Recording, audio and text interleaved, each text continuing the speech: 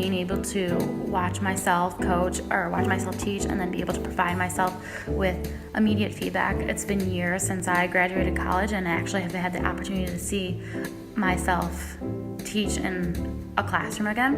And there are some things that I realized that I have stopped doing since teaching and others that I have started doing. So I am loving correcting errors that I have fallen into or mistakes that I have started to make as well.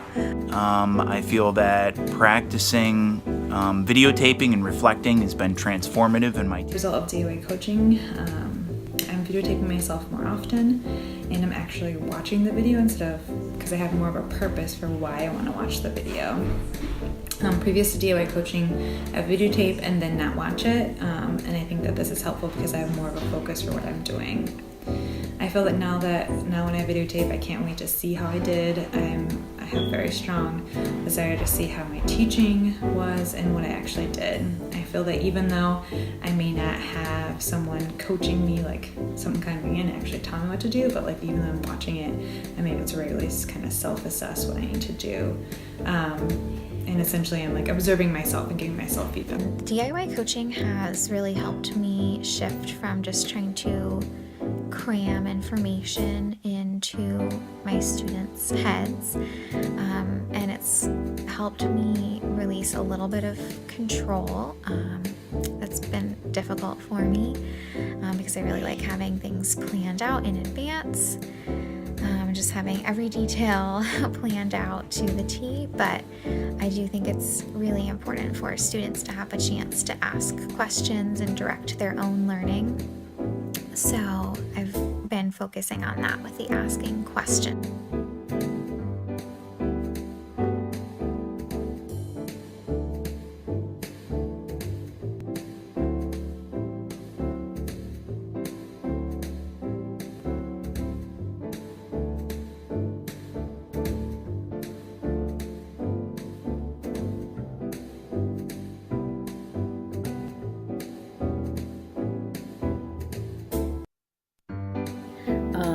Meeting with my partner has been excellent. We're both still trying to come up with what it specifically is that we want to hone in on.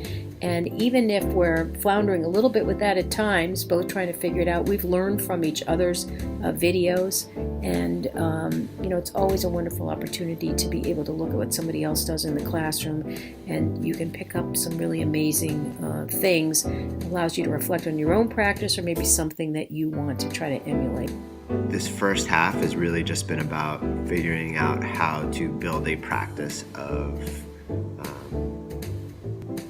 videotaping and watching it. So slowly I'm starting to build that habit, and I'm looking forward to doing that on a more regular basis from here on in, because I think it is helping. I think it's helping me be more reflective. It's helping me to definitely talk with my cohort.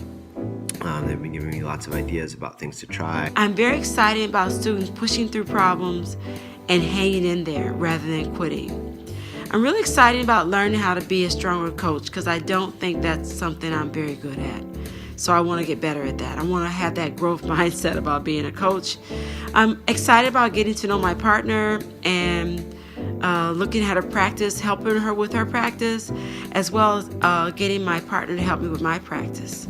So there's lots of things I'm looking forward to, and thank you so much for all your help to DIY. Thanks, bye-bye. I think I've taken something concrete away from every coaching conversation I've had.